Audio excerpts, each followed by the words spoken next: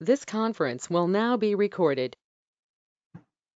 Hello, everyone. Welcome to Mackenzie. And guess what? It is time to relax and unwind. It's my pleasure to introduce you to Phyllis, my colleague, and she will be introducing all of the wine into your homes. It's going to be fantastic. Stay tuned, and you're going to learn a lot. Cheers, everyone. Thank you, Felipe, for that wonderful introduction. Hello, Mackenzie. This is Phyllis, your neighborhood concierge. So today, since we are all sheltered and at home, I thought this would be an excellent time for us to sit back, relax, and unwind with some nice bottles of wine. So a little bit about me. I have recently received my degree in wine sales and marketing from the Northwest Wine Academy at South Seattle College.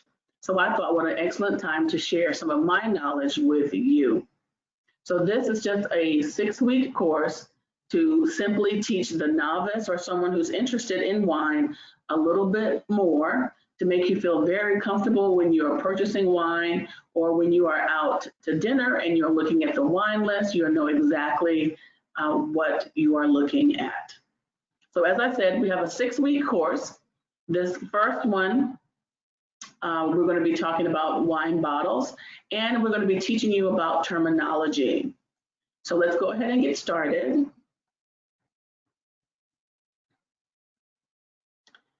So week 1, which is this class here, we're going to discuss how to read a wine bottle. So as I said, this is a 6-week series. First week, we're going to learn words and terminology. We're going to learn how to read a bottle. Week 2, we're going to learn about tools of the trade. This will include glasses for red and white wine, glasses for champagne. We'll be discussing foil, which is goes on the neck of the bottle. We'll be discussing decanters, which are also excellent to have in your tools for enjoying that glass of wine. So class 3, we will actually have a live tasting, and we're going to have a male and a female because we both taste wine differently, and we're going to discuss aromas and things like that. We will be furnishing a list of the wine that we'll be sampling. So if you'd like to purchase a bottle, we'll give you the name and you can go to your local wine store and pick up a bottle and you can sample along with us. Then we're going to have white wine.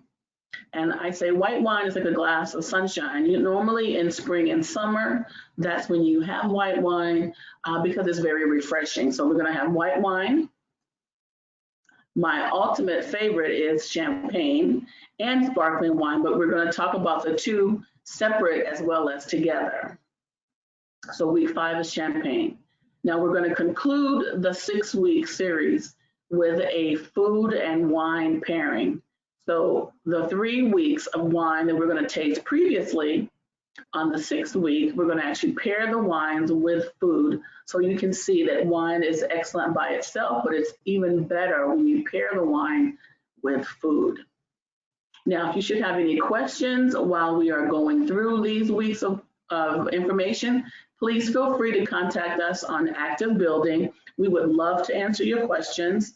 So as you follow along with us, if something comes to mind that we didn't cover, or something that you may have already been thinking about, send us an email. We'll be more than happy to respond. So let's get started. So as you know, wine bottles and wine come from all walks of life and all over the planet. So wine bottles in different colors and different shapes. When we go into the different varieties of wine, we will be discussing the shapes and the colors of the bottles. So before we do any of that, we're going to learn some basic terminology so that when we talk about wine and we use these words that are used in the wine industry, you'll know exactly what we're talking about.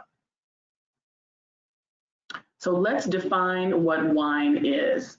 So wine is technically defined as an alcoholic drink that is made from fermented grape juice. Yes, you can make apple wine or peach wine. Again, that is juice that has been fermented, but the technical term or definition for wine is a beverage made from fermented grape juice. Wine vintage. That's a term that you will hear a lot. It will be tossed around, particularly when we are discussing expensive bottles of wine. The vintage is simply the year in which the grapes were harvested from the vine. It does not imply when the grapes were pressed and put in the bottle, or when the bottle was released to the store or the supplier. It is simply when the grapes were taken off the vine. You'll hear the word varietal mentioned.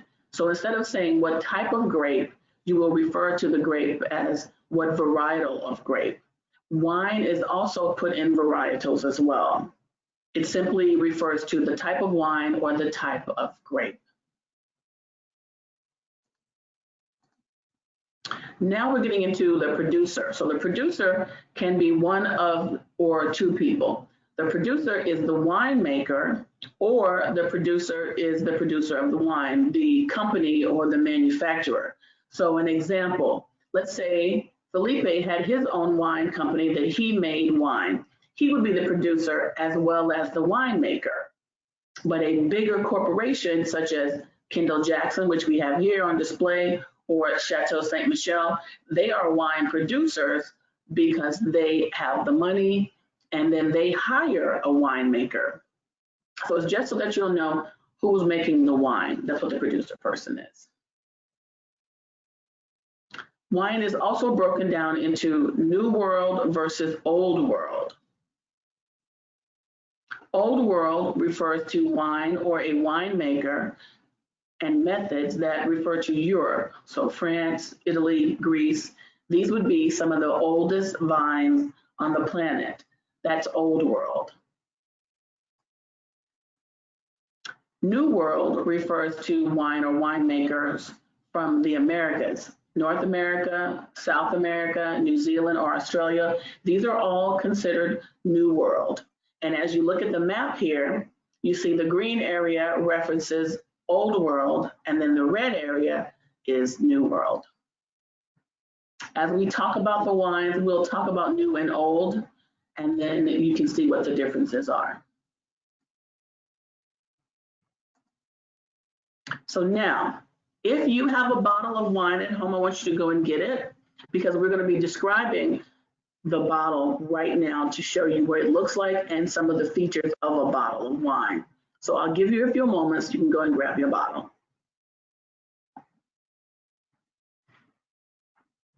Okay. So let's start with the neck of the bottle. This is the neck of the bottle, and this is the foil, which helps to brand the bottle, and it also helps to keep the cork inside the neck. We have this portion of the bottle, and this is the collar. And the collar, when we talk about red wine, we're going to be addressing the purpose and some uses of the collar. And lastly, on the bottle, we're going to be talking about this little area here. This is called a punt. And I know you've probably seen it and wondered what it was for, what purpose does it have. When we get into the wines, and particularly red wine, we're going to really address this. So the punt was actually a design feature when glass makers started making wine bottles. This way they could make the bottle and it would have no seams and it would stand flat. So as wine further progressed, one of the other things it does is it holds the sediment in the bottom of the bottle. And in your 4- and 5-star restaurants, when you want to pour a bottle of wine, you don't want to cover the face or the label. So what you would do is you would take your thumb, place it in the punt. You take your fingers, spread them out, hold the bottle. Then this way you can showcase the label and pour with one hand. Now you can try this at home. Just try it somewhere where you won't damage the bottle should you drop it. Also, ladies, if you have long fingernails, it may not work because you need to be able to hold the inside bottle. Okay. So now we have this wine, you purchased it, you may not be drinking it right away, so you need to know about storing it. So let's talk about storing temperatures for your wine. First, we're going to talk about white wine. So white wine, you want to store it about 45 to 50 degrees Fahrenheit, and you can store it up to about 3 years. White wine wants to be consumed right away. You don't want to store it too long. As you notice here, the temperature is 45 to 50 degrees Fahrenheit. 42 is a good temperature for your refrigerator, 42 to about 35. So you could actually store your white wine in the refrigerator. Remember though, when you serve it, you want to serve it at that 45 to 50 degree temperature. Now let's talk about red wine. So red wine, you want to store between 50 and 65 degrees. Red wine can be stored at a higher temperature because it has a different makeup. When we discuss red wine, we'll be talking about those temperatures and those differences. Red wine you can store up to about 10 years. There have been bottles of red and white that have been stored longer, and they have a higher price tag. And when we talk about the individual wines or the varietals of wine, we'll be talking about how storing helps you to keep it for those longer storing periods. So now this is a label, and we're going to look at the wine label and practice using some of those words we just learned. So the producer, as you see here, is Kendall Jackson. So his name is prominently on the label, so you know who made your wine. So if Felipe had made the wine, he would call it Felipe's Winery or whatever name he would choose, but that's so you can identify who the maker is. The varietal, as you see here, is Chardonnay.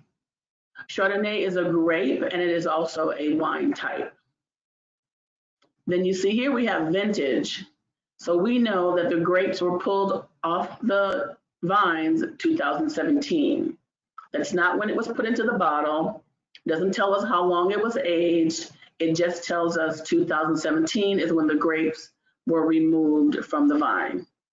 Now, the special designation, Vintner's Reserve, this is just a marketing tool that Kendall Jackson wants to use to let you know that he feels this is a very special variety or a very special year. It has no impact on the taste. It has no impact on anything. It is simply a marketing tool that Kendall Jackson uses to sell his wine.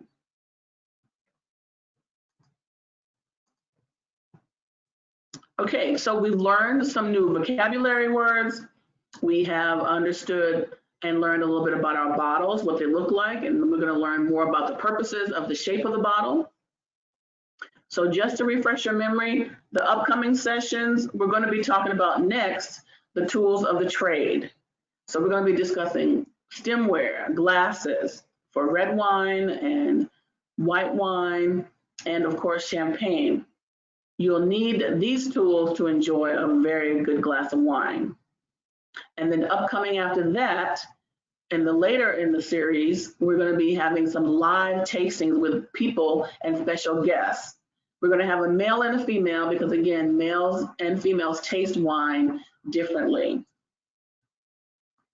We will be tasting white wine, red wine, and champagne. I will provide a list for you. So if you want to go and purchase a bottle and then you can taste along with us, that would be fantastic. And remember, if you have any questions, we want you to submit questions through Active Building. And then on the very last class, which will be the 6th week, we're going to have a food and wine pairing. That way, you can take the wines that we just tasted and pair them with food. So while wine is great by itself, it is even better to have it with some food and sit out on the balcony and watch the sunset. So again, any questions, anything you'd like to know, we are looking forward to hearing from you, and we hope this is wonderful for you. So again, this is time to relax and unwind. This is Phyllis. And this is Felipe. Bye, everyone. Bye. Cheers.